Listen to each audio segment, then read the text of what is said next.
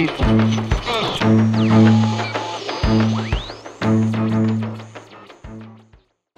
allons parler maintenant de la balance diplomatique à l'ONU, notamment la déclaration de l'Iran et d'Israël. Donc l'Iran, par l'intermédiaire de son nouveau président Hassan Rouhani, a déclaré donc, le 24 septembre qu'il souhaitait former une coalition pour la paix, puisqu'il constatait qu'il y avait des coalitions pour la guerre qui se formaient. Et il a appelé également Israël à rejoindre le traité de non-prolifération nucléaire, puisque l'Iran enjoint l'Iran à cesser ses activités nucléaires, par crainte qu'ils acquièrent la bombe nucléaire. Or, Israël est reconnu comme étant une puissance nucléaire, même s'ils ne l'ont jamais admis publiquement, pas non plus oublié publiquement. Donc, qu'est-ce que cela vous inspire? D'autant plus que, on va parler après de la déclaration de Netanyahou, mais déjà, qu'est-ce que vous inspire pour cette déclaration de Hassan Rouhani qui appelle Israël à rejoindre les traités de non-prolifération nucléaire? Alors, je dirais que le mouvement politique que j'ai créé, l'UPR, depuis le début, il suffit de relire notre charte fondatrice, notamment dans la conclusion, nous sommes favorables à l'ONU. Je sais qu'il y a parfois des gens qui disent mais c'est un gouvernement mondial, mais si, mais ça. Bon, non, moi je suis favorable, nous sommes favorables à l'ONU. Pourquoi? Parce que je crois que c'était Dag Hammarskjöld, qui était le deuxième secrétaire général des Nations Unies, qui d'ailleurs est mort dans des conditions, dans un accident d'avion. L'affaire a rebondi récemment, où on suspecte fort les Américains d'avoir été derrière la CIA, d'avoir été le fait que son avion s'était écrasé. Oui, et il avait dit, je crois, cette formule en gros, l'ONU n'est pas le paradis, mais sans l'ONU, ce serait l'enfer.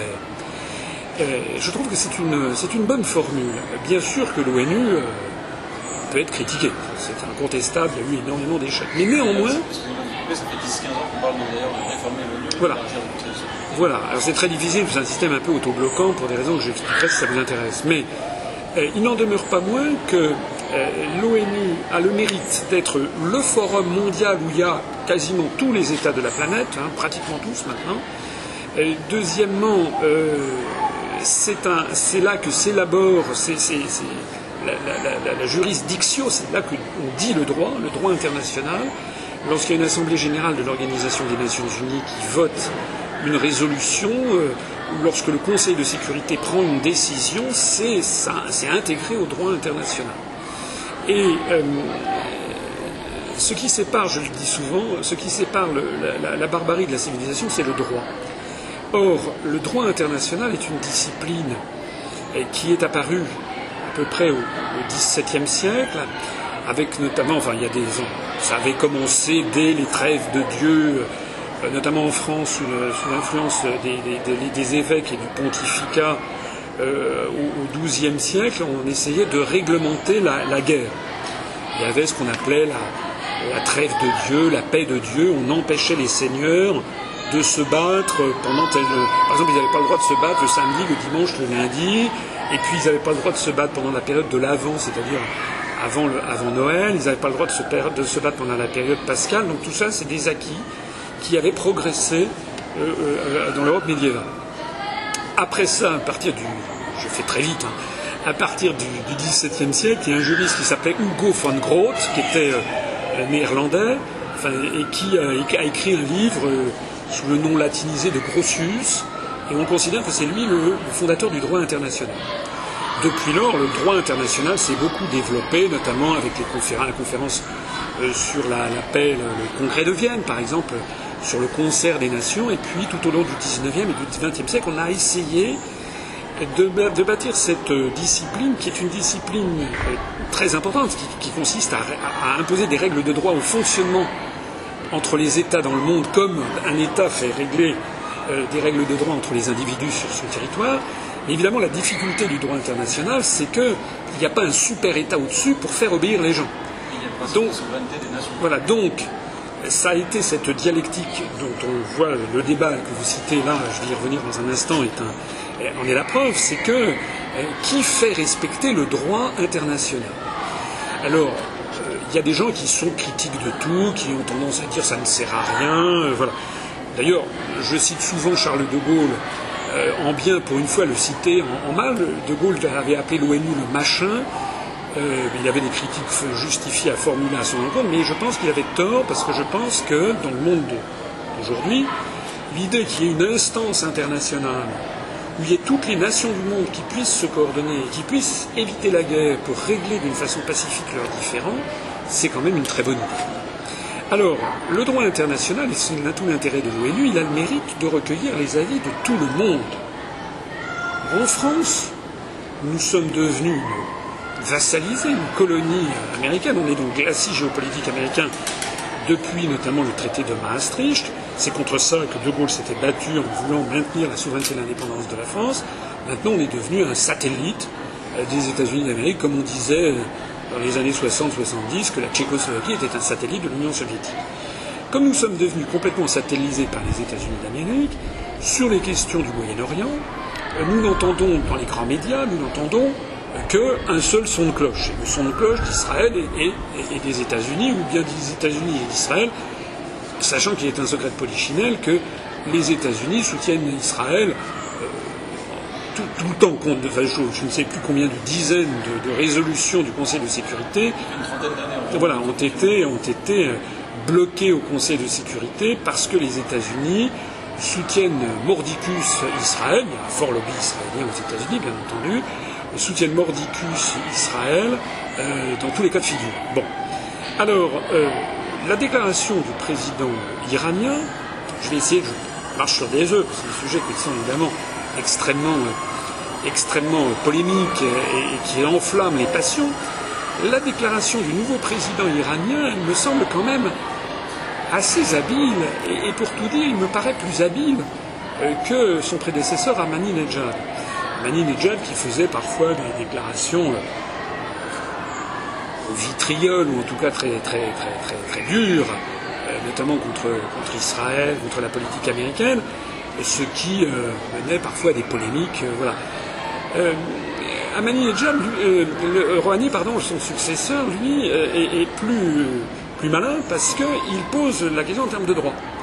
Et de fait, il met là sur la table ce que tous les diplomates du monde entier savent, c'est que officiellement il y a dans le monde, parmi les puissances nucléaires, il y a les États-Unis, la Russie, le Royaume-Uni, la France et la Chine.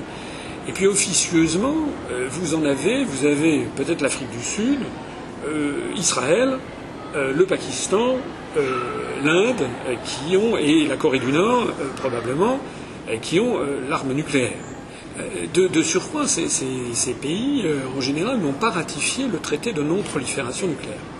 Alors, il me semble que la diplomatie iranienne a en effet beau jeu de dire « Attendez, vous nous reprochez à nous de vouloir bâtir une force nucléaire, ce que par ailleurs, alors ça, il faut laisser les experts de l'AIEA et autres, ce que par ailleurs le gouvernement de Téhéran nie vouloir faire, mais ils disent, vous nous reprochez, nous, de faire ça, alors que vous, Israël, vous avez des quantités d'armes nucléaires. Donc c'est quand même... On estime à 300 têtes nucléaires environ.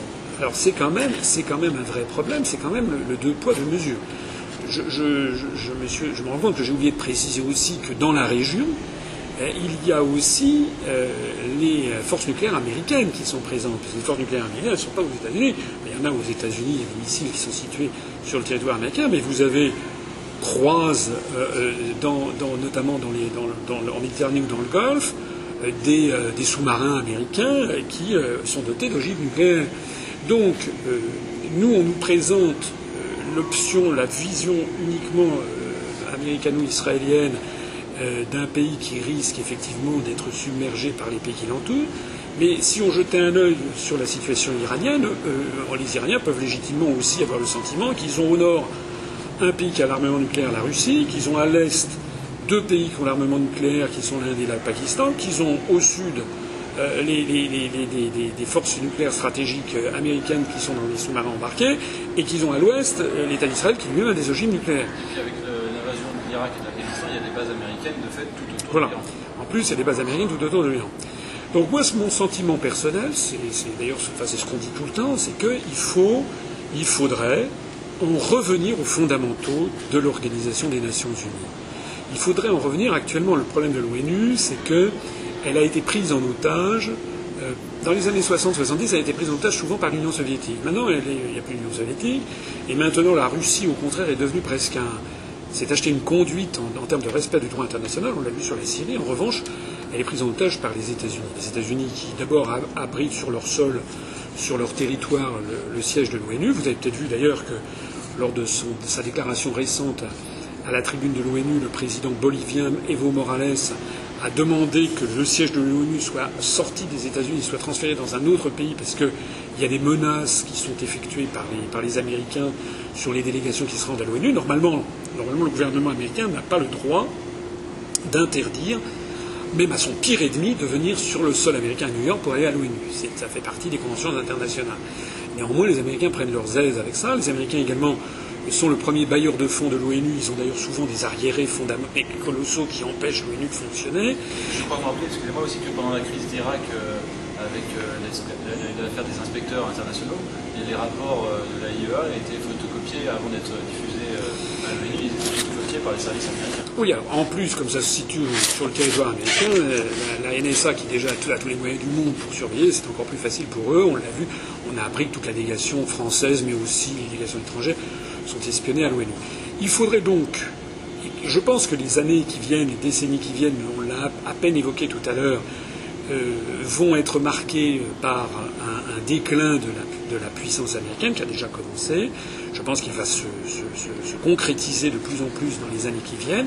Quand je dis déclin, ça veut dire déclin, ça ne veut pas dire la disparition comme ça des États-Unis. Mais déclin, ça veut dire c'est un déclin relatif. On sait, enfin je rappelais dans une conférence récente que j'ai faite sur le sujet, qu'en 2016, c'est-à-dire demain, c'est dans 2 ans et demi, selon toutes les statistiques, notamment du Fonds monétaire international, de la Banque mondiale et autres, la première économie mondiale va devenir l'économie chinoise. Le PNB de la Chine, en parité de pouvoir d'achat, c'est-à-dire en neutralisant les effets de change, le PNB de la République populaire de Chine va dépasser le PNB américain. La première économie mondiale deviendra l'économie chinoise. Évidemment, il y a 1300 millions d'habitants dans un cas, il y en a 307 millions aux États-Unis de l'autre. Donc en PNB par habitant, les Américains par personne resteront plus riches. Mais néanmoins, c'est évidemment un changement de paradigme, comme on dit maintenant, considérable depuis c'est la fin d'une certaine façon de la domination du monde blanc sur le monde et de la domination américaine qui s'était établie au cours des années 30 sur la planète, des 30 du XXe siècle, qui va s'achever au cours des années 20 du XXIe siècle. Voilà. Alors, maintenant, votre question, moi je dirais à tous ces gens que M. Rouhani, il devrait faire un peu comme ce qu'a fait son homologue Bachar el-Assad, c'est-à-dire effectivement jouer le jeu et adhérer au traité de non-prolifération nucléaire, adhérer au traité d'interdiction des armes chimiques, etc., ouvrir le truc, mais c'est le rôle de l'ONU que d'imposer la même chose à tout le monde. Et il n'est pas normal que des pays comme Israël ou comme le Pakistan ou l'Inde, eux, puissent, sans que personne n'y trouve rien à redire, s'exempter de ça. Voilà. Alors, juste une petite précision, il me semble, sauf erreur de ma part, que l'Iran est signataire du TNP, du traité de non-prolifération nucléaire. Oui. On va essayer d'aller un petit peu plus vite. On va essayer je vais vous demander de me répondre format télé, c'est-à-dire des petits commentaires sans rentrer au fond dans les choses que vous avez fait jusqu'à présent. Voilà. Alors donc Israël a rétorqué par l'intermédiaire de Benjamin Netanyahou en comparant donc Hassan Rouhani à un loup déguisé en mouton, après avoir comparé Ahmadinejad en loup déguisé en loup. Il a qualifié l'Iran d'État voyou. Quand on sait que Israël ne s'est pas plié à beaucoup notamment à certaines résolutions de l'ONU, on peut se demander qui est l'État voyou. Et surtout, il a déclaré, Benjamin Netanyahou, il a déclaré qu'Israël ne laissera pas l'Iran obtenir des armes nucléaires et que si Israël était obligé d'agir seul, il agirait seul. Qu'est-ce que ça vous inspire ? D'abord, État voyou, c'est une formule américaine, rogue state. Deuxièmement, je suis d'accord avec vous que qui dresse la liste des rogue states, ce sont les États-Unis. Et c'est pas normal. Pour moi, je ne sais pas ce que c'est qu'un État voyou, je sais ce que c'est qu'un État qui respecte le droit international, je sais ce que c'est que quelqu'un qui ne respecte pas le droit international. Voilà. Donc ces espèces d'incriminations me paraissent fâcheuses. Et puis c'est pas comme ça qu'on agit en diplomatie. En diplomatie, on essaye. Voilà. Sur la menace d'intervention unilatérale. C'est contraire au droit international. Voilà. Ce qui est assez singulier, c'est que M. Netanyahou ait quand même l'audace de prononcer ça à la tribune des Nations Unies.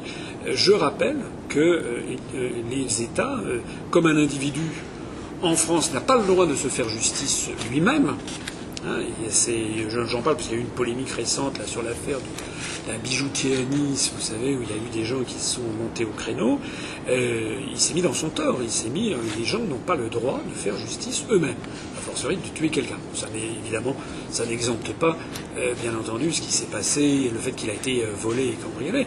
Mais c'est un principe de droit, parce que si tout le monde se fait justice, il n'y a plus de civilisation, il n'y a plus de société. C'est pareil en droit international. Les conflits armés sont interdits dans le droit international. Il suffit de regarder la charte de l'ONU. Ils ne sont autorisés qu'à une seule condition, c'est si le Conseil de sécurité de l'ONU a donné son accord à une intervention militaire pour rétablir l'ordre et la paix. C'est le chapitre 7 de l'ONU. Donc de ce point de vue-là, les questions d'ailleurs concernant l'Iran sont traitées normalement au Conseil de sécurité.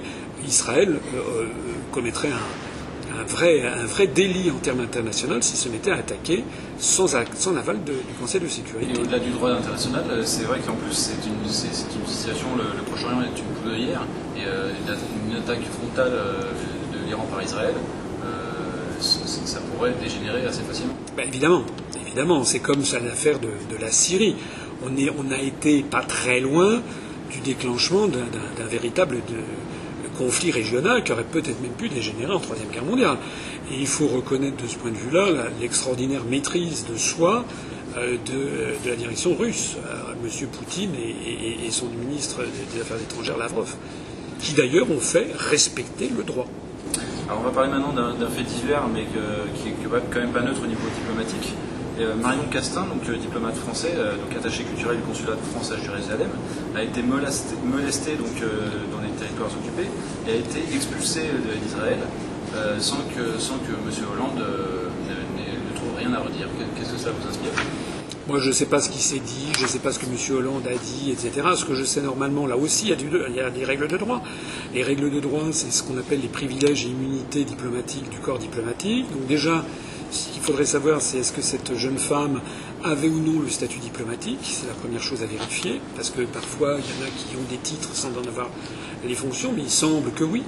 Et si elle avait un statut diplomatique, le traitement qui lui a été infligé est un traitement qui est contraire à la Convention de Vienne. Donc normalement, ça aurait dû faire l'objet d'une protestation du gouvernement français si effectivement les faits tels qu'ils ont été rapportés par la presse sont avérés. Il faut également préciser qu'un État a le droit de déclarer persona non grata un diplomate. Ça n'est pas exclu d'être expulsé D'ailleurs, vous avez peut-être vu, puisqu'on parle de l'actualité, que le Venezuela, il y a quelques jours, le président du Venezuela, M. Maduro, a expulsé, je crois, 3 diplomates américains. Il les a déclarés personae non grata, comme on dit, c'est-à-dire ils ont eu 48 heures pour dégager. Résultat, les Américains font pareil dans l'autre sens. Donc ça, le fait d'expulser un diplomate n'est pas en soi scandaleux. Ce qui n'est pas normal, c'est si ça n'a pas été fait dans les règles et les formes prévues par les conventions de Vienne, en particulier si cette diplomate française a été molestée. On va parler un petit peu donc, de la CPI, la Cour pénale internationale, qui a émis un mandat d'arrêt à l'encontre de l'Ivoirien Charles Blé Goudé, donc, qui était le chef des jeunes patriotes milices pro-Gbagbo, et qui était très apprécié par une large partie de la jeunesse ivoirienne. Donc c'est la 3e personne donc, ivoirienne à être pour qui la CPI a émis un mandat d'arrêt, donc après Gbagbo et sa femme. Qu'est-ce que cela vous inspire ? Comme on est pressé par le temps, je répondrai très très vite. Ça m'inspire un petit peu les mêmes remarques que précédemment sur l'affaire des armes nucléaires au Moyen-Orient. C'est-à-dire que cette CPI, c'est très gentil, mais on a l'impression que c'est vraiment le règne du 2 poids 2 mesures. Qu'on poursuive des gens, je ne connais pas suffisamment ce dossier pour pouvoir de façon affirmative dire il est innocent ou il est coupable. Mais ce que je note, c'est que ce sont toujours ceux du clan Gbagbo qui sont déférés devant la CPI, et jamais les autres. Or, dans un conflit, quel qu'il soit, il n'y a jamais tout blanc et tout noir. Bon, il ne faut pas exagérer. Et puis il y a quelque chose qui me tient à cœur sur cette affaire de CPI, c'est quand même que les accords de Londres qui ont bâti à l'origine de ça ont fait que la CPI a commencé à fonctionner à partir du 1er janvier 2002. Elle est notamment, elle peut juger les crimes de guerre, les crimes contre l'humanité, les crimes contre la paix. Or, il y a un État au monde très important qui a refusé de ratifier la CPI, ce sont les États-Unis d'Amérique eux-mêmes. Et pourquoi ne l'ont-ils pas fait d'ailleurs? Parce que l'attaque contre l'Irak de 2003, qui a été déclenchée suite à une fausse accusation sur les armes de destruction massive. Les Américains, rappelez-vous les débats de février 2003 au Conseil de sécurité, avec Colin Powell qui agitait une fiole, paraît-il, de passer du charbon, c'était des faux. Les Américains eux-mêmes l'ont reconnu dès le mois de mai 2003 en disant effectivement il n'y avait pas d'armes de destruction massive. Je rappelle que suite à la position de la France de 2003, il n'y a pas eu le feu vert du Conseil de sécurité dans le chapitre 7 dont je parlais tout à l'heure. En d'autres termes, l'intervention américaine, avec d'ailleurs une majorité d'États membres de l'Union européenne qui leur ont emboîté le pas, en Irak, a été une guerre illégale au regard du droit international. Selon les différents observateurs, il y a des études qui ont été publiées dans le magazine américain The Lancet, il y aurait eu de 2003 à 2010 en Irak entre 400 000 et 1 033 000 morts civiles. Donc c'est une guerre qui a été déclenchée de façon illégale, c'est un crime contre la paix. Le fait d'avoir produit des fausses affirmations est un crime contre la paix. Et il y a eu des crimes de guerre qui ont été commis, puisque des civils sont morts par centaines de milliers. Très probablement des crimes contre l'humanité, puisqu'il y a eu à Fallujah donc l'utilisation d'armes avec des bombes à l'uranium appauvri. Absolument, avec des enfants qui naissent avec des malformations terribles. Alors, je signale au passage que l'OMS a refusé de publier justement les rapports sur les naissances d'enfants mal formés.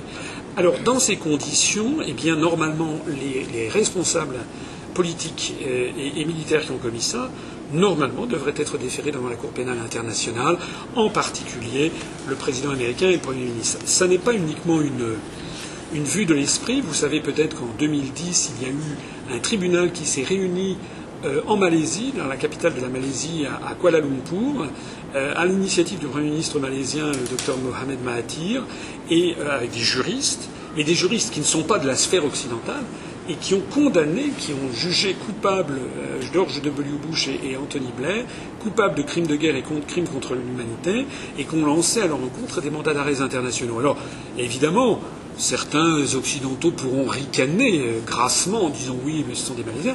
Ça témoigne de quoi? Ça témoigne simplement qu'ils refusent de voir la réalité en face. Ils refusent de voir que dans d'autres zones géoculturelles de la planète, le monde de l'Asie du Sud-Est, le monde arabo-musulman, le monde musulman, le monde latino-américain, eh bien, il y a des gens ce sont des êtres humains comme vous et moi, et qui, eux, raisonnent et ils appliquent, eux, le droit international.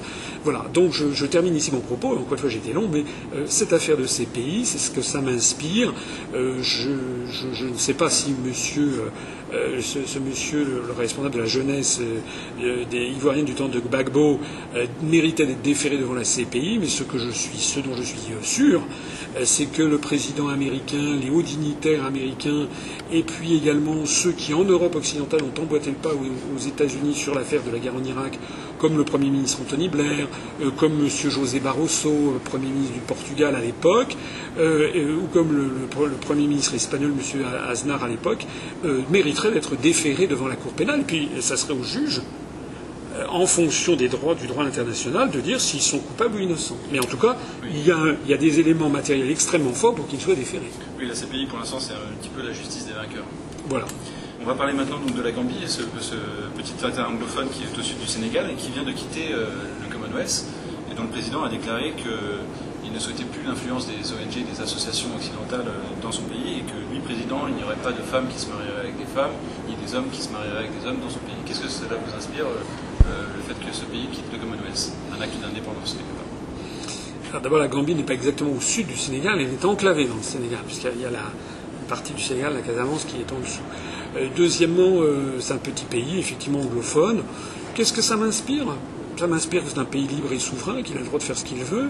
Et ça m'inspire en effet une petite remarque, c'est que les pays occidentaux ont décidément beaucoup de mal à se défaire de ce complexe de supériorité de l'homme blanc, j'allais dire, qui consiste à dire à chaque fois nous on sait mieux que vous ce qui est bien. Alors on dit à la Renaissance ou à l'âge classique, ils apportaient le commerce, ils forçaient les pays à commercer. Au XVIIIe siècle, après ça, ils forçaient les pays à adopter certaines institutions, puis ils ont forcé également les pays à adopter la religion chrétienne, et puis après ça, ils les ont obligés à adopter les droits de l'homme. Et puis maintenant, ça change encore, et c'est les toutes dernières inventions du monde occidental qu'il faudrait tout à fait cessantes imposer. C'est quand même effectivement une trace d'esprit néocolonial. Je crois que c'est incontestable. Moi, je crois que dans le monde aujourd'hui, vous savez, il y a un proverbe qui dit « chacun sait chez soi et les vaches seront bien gardées ». Je crois que c'est le principe d'ailleurs de non-ingérence dans les États étrangers.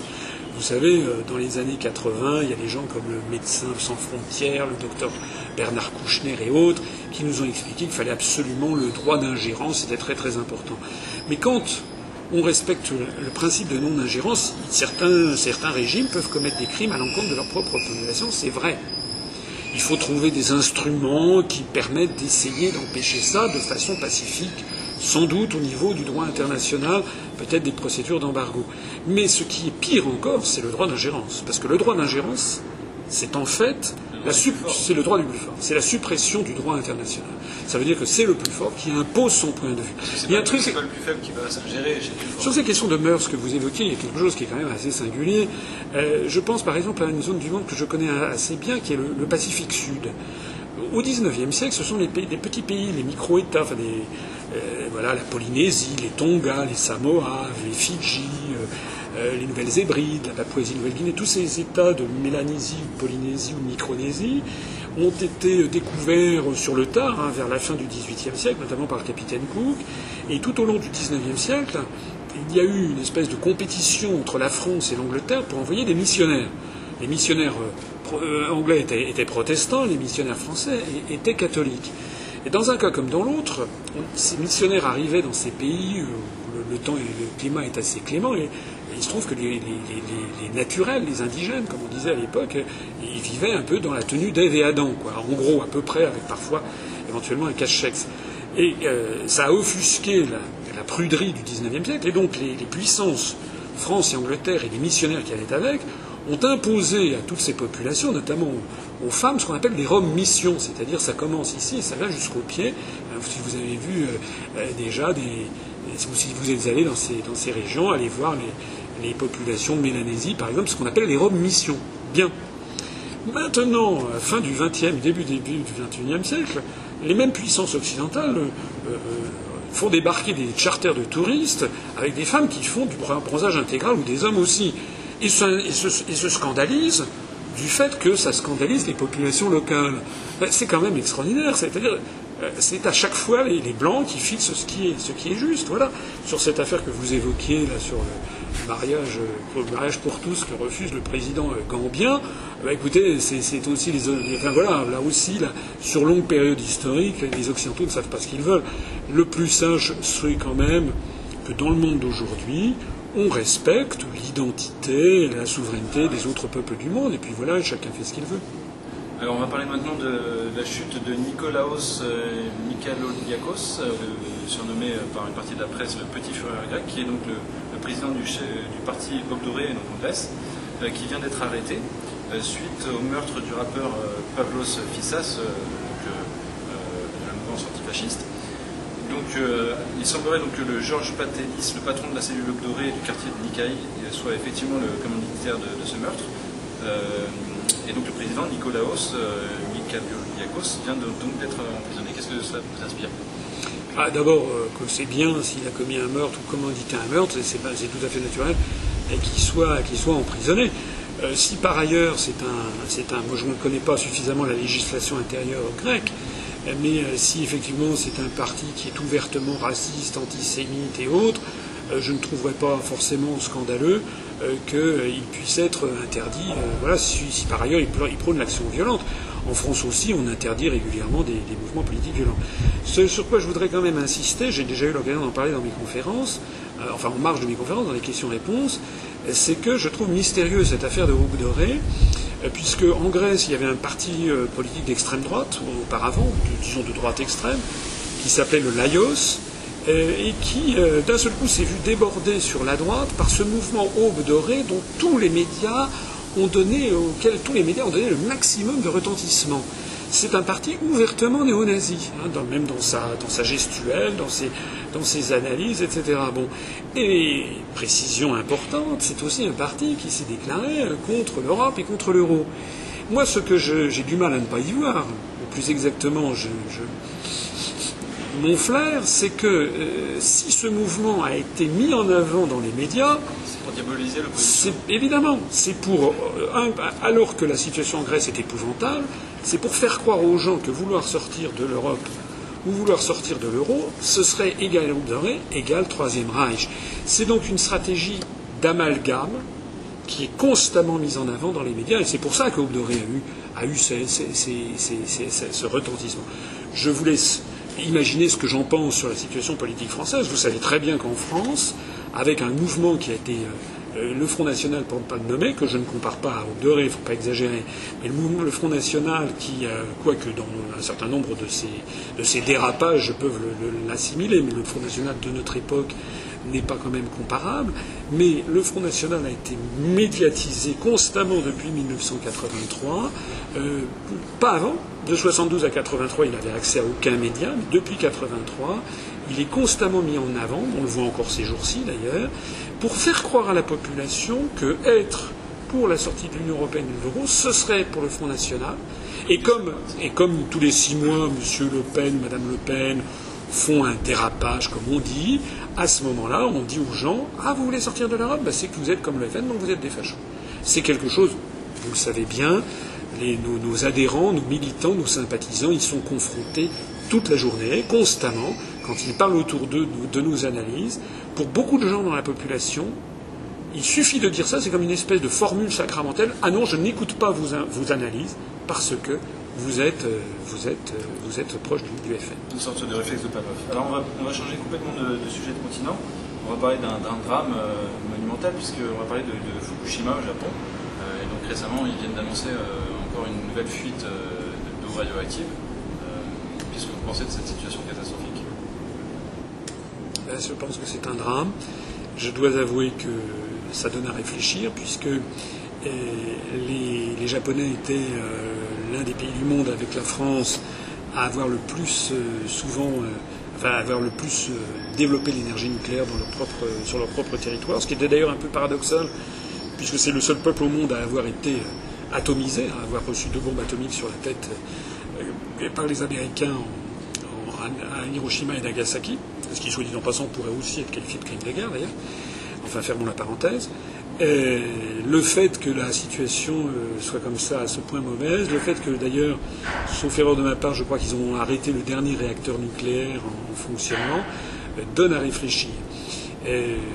Notre mouvement n'a pas pris position sur le nucléaire. Nous laissons nos adhérents, nous avons parmi nos adhérents des gens qui sont très très anti-nucléaires. Nous en avons d'autres qui sont tout à fait pour le nucléaire. La sagesse actuelle, c'est que la France ne peut pas se passer du nucléaire du jour au lendemain, ça c'est absolument impossible, même d'ailleurs ELV ne le propose pas. Mais est-ce que le principe même de l'énergie nucléaire ne doit pas être revu sur moyen et long terme ? On peut quand même se poser la question. Il faut avouer que 2 pays comme l'Allemagne et le Japon, qui sont des pays tout à fait sérieux, ce sont des gouvernements et des sociétés sérieuses, si elles ont opté finalement, ces 2 sociétés, si l'Allemagne et si le Japon ont opté pour un arrêt à terme de l'énergie nucléaire, ça mérite quand même considération. Voilà. Il faudra y réfléchir. Vous savez que dans notre programme, on a prévu, c'est l'un des 3 grands débats nationaux qu'on envisage de faire, c'est que ce soit en fait les Français qui tranchent, sachant que c'est une situation, les solutions ne sont pas faciles, et sachant aussi que se passer de l'énergie nucléaire, ça a un coût pour le consommateur très important. Alors on va parler un petit peu maintenant de l'UPR. et notamment d'une critique qui est faite régulièrement par des gens d'extrême gauche sur le fait que, puisque vous avez été fonctionnaire, vous avez été au cabinet de Gérard Longuet et Charles Pasqua, deux personnalités qui sont très très peu appréciées, c'est un euphémisme par les gens d'extrême gauche. Comment ça se fait que vous êtes passé par ces cabinets? Comment ça s'est fait? Est-ce que vous auriez pu vous y opposer? Est-ce que vous étiez d'accord? Oui, j'aurais pu m'y opposer, bien sûr, j'aurais pu m'y opposer. Comment ça s'est fait? Ça s'est fait que quand vous êtes haut fonctionnaire, un jeune haut fonctionnaire, que votre direction, votre directeur considère que vous êtes un élément prometteur, eh bien, en général, on vous propose, lorsqu'il y a un changement de majorité, un changement de gouvernement, lorsqu'un nouveau ministre arrive à la tête de l'administration, eh bien, on vous propose d'aller faire du cabinet ministériel. C'est en général, il est très rare que les gens refusent, parce que c'est considéré, d'abord c'est tout à fait passionnant, ça complète la formation professionnelle, si j'ose dire, on voit les choses d'un très haut niveau, et puis c'est souvent considéré, comme ce que l'on dit de façon humoristique, comme un accélérateur de carrière. C'est-à-dire qu'en général, après, lorsqu'on retourne dans l'administration, on a un petit bonus, on franchit un ou deux grades. Voilà. Donc moi je ne connais pas beaucoup je ne sais même pas si j'en connais d'ailleurs, de hauts fonctionnaires à qui on a proposé de faire du cabinet ministériel et qui l'ont refusé. Donc moi c'était comme ça que ça s'est passé en 1993, lorsqu'il y a eu le gouvernement, la majorité de RPR-UDF qui est arrivé au pouvoir et que le gouvernement sous Mitterrand, le président de la République, le Premier ministre a été nommé, c'était M. Balladur. M. Balladur a nommé les ministres. Pour l'industrie et le commerce extérieur, moi il se trouve que je travaillais à la direction du commerce extérieur à Bercy, donc c'était mon ministre de tutelle, M. Longuet, et on m'a proposé d'aller à son cabinet. Et j'ai accepté, j'aurais parfaitement pu refuser, mais c'est rarissime, c'est très rare. Alors, je voudrais quand même dire plusieurs choses. Monsieur Longuet, que je sache, en 1993, je sais qu'il a été dans un mouvement d'extrême droite très antérieurement, dans les années 60-70, donc c'était très très antérieur. Il n'y a pas... j'attends que quelqu'un me montre en quoi monsieur Longuet, pendant la période où j'étais auprès de lui, aurait eu, si peu que ce soit, des propos, des discours ou des actions qui le rapportent de près ou de loin à l'extrême droite. C'était dans sa jeunesse qu'il avait fait ça, bon, ma foi, voilà. Je dis pas que c'est bien, moi j'ai jamais été d'extrême droite. Enfin bon, voilà, c'est vraiment... je trouve que c'est un procédé, pour le coup c'est un procédé un peu d'extrême droite, que d'aller rechercher et de dire vous avez été auprès d'un tel qui 20 ans avant avait fait ci, donc vous êtes un salaud. Bon. On a mis en ligne sur notre site internet une petite analyse de tout ça. Parce que, alors s'agissant de M. Pasqua, c'est tout à fait autre chose. M. Pasqua, j'ai été auprès de lui beaucoup plus tardivement, à partir de l'année 2000 jusqu'à 2004, lorsqu'il n'était plus ministre depuis longtemps d'ailleurs, il n'était plus ministre depuis 1995. Donc j'ai été auprès de lui 5 ans après qu'il ait été pour la dernière fois ministre, et j'ai été auprès de lui lorsqu'il était président du Conseil général des Hauts-de-Seine. Voilà. D'ailleurs, toutes les affaires qui ont concerné M. Pasqua, dont d'ailleurs il a été blanchi pour presque la totalité d'entre elles, tout ceci s'est passé très longtemps avant que je me rejoigne, j'ai été à son cabinet. On a mis sur le site, je disais, une analyse qui est que d'abord j'ai été auprès d'autres ministres. J'ai été auprès de Madame de Panéfieux, ministre du Tourisme, qui n'est pas considérée comme quelqu'un d'extrême droite, bien au contraire, qui est plutôt considéré gauche, pas gauche, mais gaulliste, voilà, oui, plutôt très républicain. J'ai été auprès de M. de Charette, qui lui était plutôt centriste. Donc je ne vois pas pourquoi on sortirait d'un chapeau. Deuxièmement, il faut voir qu'est-ce que j'ai pu dire et faire pendant cette période. J'ai expliqué récemment que M. de Charette, par exemple, avait une politique beaucoup moins à droite quand il était aux Affaires étrangères que M. Fabius.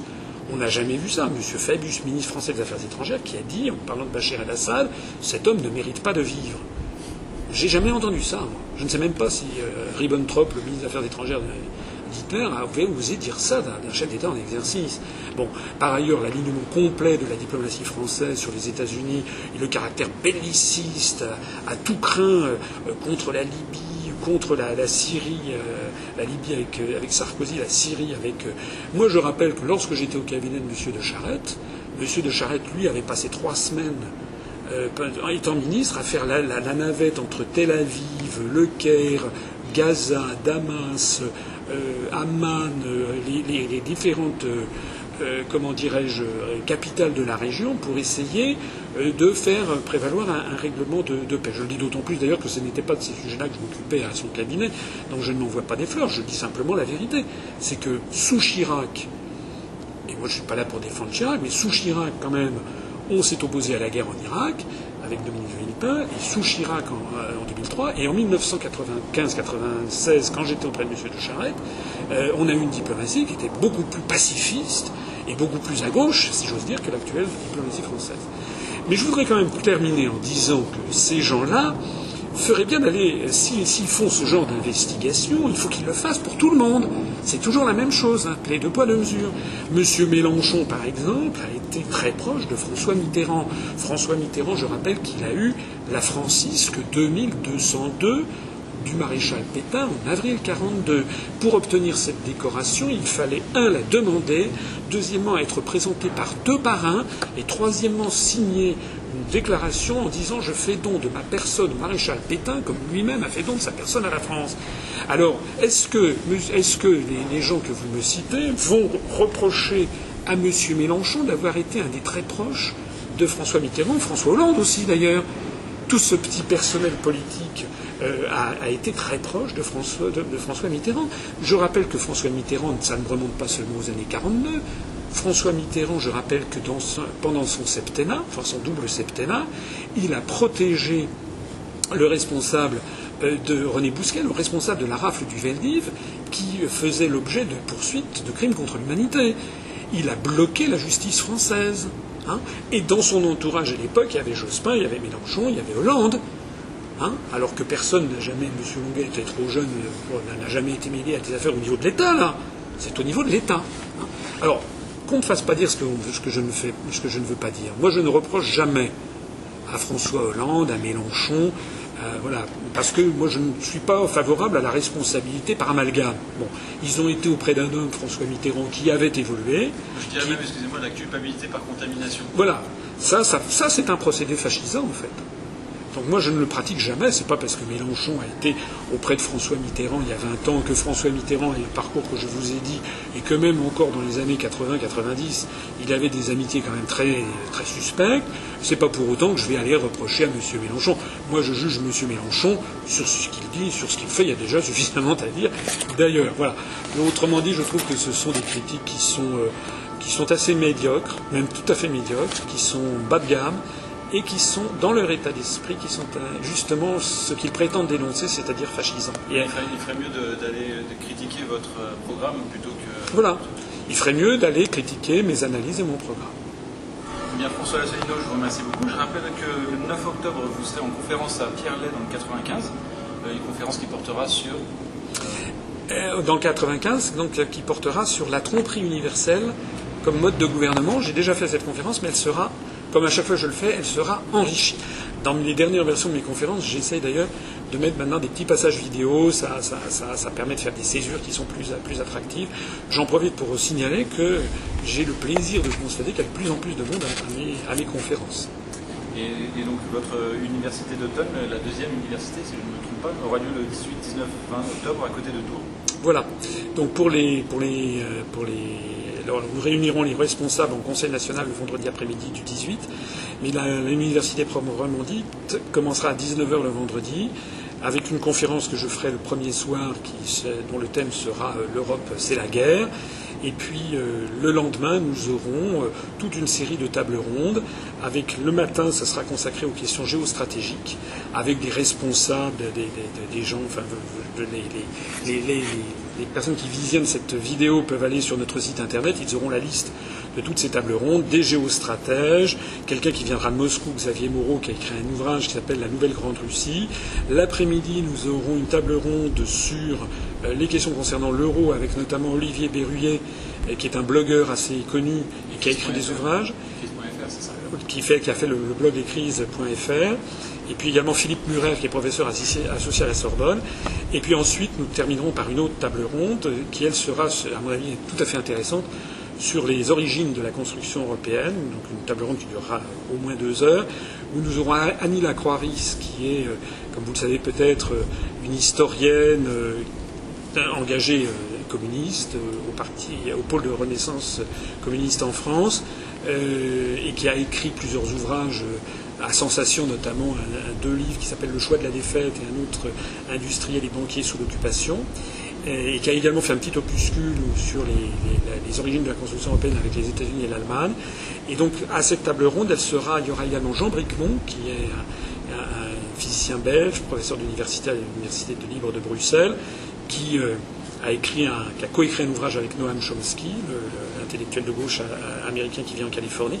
Et puis nous aurons également une troisième personne qui n'est pas très connue en France, mais qui vit en France, et qui est quelqu'un pour qui j'ai de l'estime, qui est John Logland, qui a écrit un ouvrage en 1997 en anglais qui s'appelle The Tainted Source, c'est-à-dire la source corrompue, on pourrait traduire ça en français. C'est sur les origines nauséabondes de la construction européenne, en montrant que la construction européenne a des liens avec le fascisme, le nazisme et le communisme. Alors ce livre est sorti en France sous une traduction un peu édulcorée qui s'appelle La liberté des nations. C'est un livre qui avait fait un peu scandale au Royaume-Uni en 1997. Sir Edward Heath, ancien Premier ministre, avait fustigé cet ouvrage. Maintenant, John Logland est à la tête de l'Institut pour la démocratie, qui est un institut qui est assez proche de Moscou et qui lui donnera aussi sa vision des choses. À mon avis, ça sera tout à fait, les 3 angles d'approche seront passionnants. Et puis cette journée du samedi se conclura par une autre présentation de ma part sur le bilan de l'UPR et sur les perspectives 2014. Et puis ceux qui sont intéressés pourront rester le dimanche matin. Nous ferons des réunions dites de speed dating, de rendez-vous rapides, avec 7 ou 8 ateliers pour les circonscriptions interrégionales correspondant aux élections européennes. Nous présenterons un peu quel est ce qu'on va essayer de faire pour les élections européennes. On va essayer de présenter des listes dans les régions et on en profitera pour commencer à recueillir les bonnes volontés, ceux qui souhaiteraient être candidats sur ces listes dans les 7 ou 8, si on y inclut les dom-tom, les 7 ou 8 grandes régions pour les élections européennes de fin mai 2014. Merci beaucoup François Asselineau et à bientôt. Merci.